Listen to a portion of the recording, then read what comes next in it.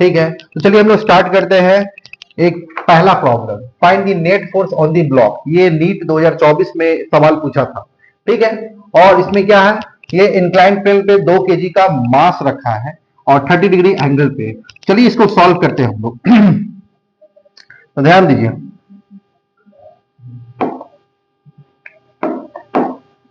2 kg का block है। तो सबसे पहली बात कि यहाँ पे देखेंगे कौन कौन सा फोर्स लग रहा है इस ब्लॉक पे। सबसे पहले ये 2 kg का ब्लॉक है, तो फोर्स ऑफ ग्रेविटी डाउनवर्ड होगा जो कि mg होगा, ठीक है।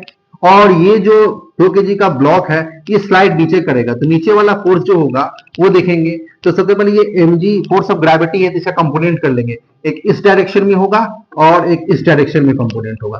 तो mg का इधर जो कंपोनेंट होगा वो होगा mg cos 30 डिग्री, इधर कंपोनेंट होगा mg sin 30 डिग्री, ठीक है।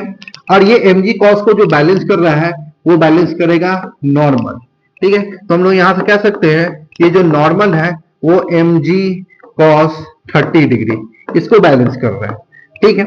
अब ये mg sin, तो पीछे क्या है, ये ब्लॉक जब नीचे की तरफ आएगा तो इसके मोशन को अपोज करेगा, उसका नाम है फ्रिक्शन। मतलब पीछे की तरफ फ्रिक्शन होगा, पीछे की तरफ फ्रिक्शन फोर्स होगा, ठीक है। चलिए एक एक करके हम लोग निकालते हैं। सबसे पहले नॉर्मल रिएक्शन निकालते हैं।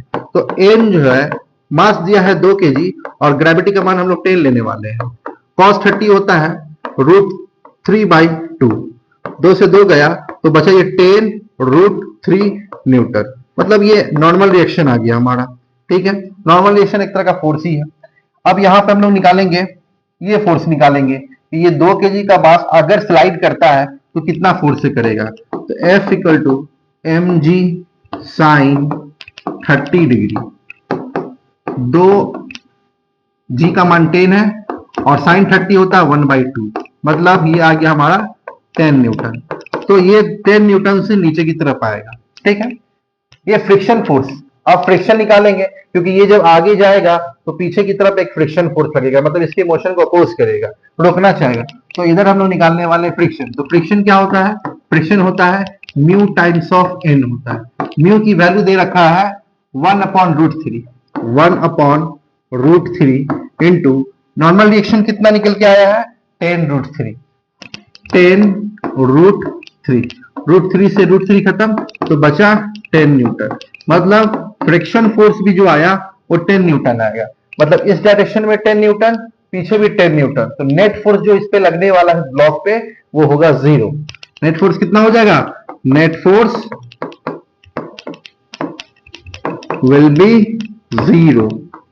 मतलब इस पे कोई फोर्स नहीं लगेगा, ये जो ब्लॉक है रेस्ट पोजीशन पे रहेगा। आई होप कि ये क्वेश्चन आपको अच्छे से समझ में आया होगा। नमस्कार।